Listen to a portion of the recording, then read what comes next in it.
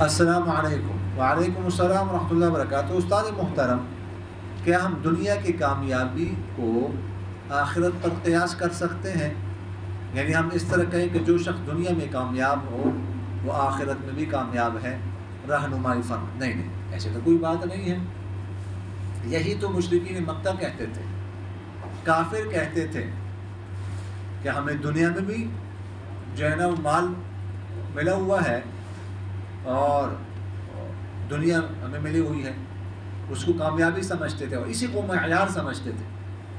وہ کہتے تھے اگر یہ ہم حق پر نہ ہوتے تو ہمیں دنیا کیوں ملی ہوئی ہے؟ ہمیں اللہ تعالیٰ دنیا نہ دیتا۔ اللہ تعالیٰ ہمیں دنیا دے رہے ہیں، دنیا کی نعمتیں دے رہے ہیں، اس کا مطلب ہے کہ اللہ ہم سے راضی ہے، تو آخرت میں بھی ہمیں دے گا۔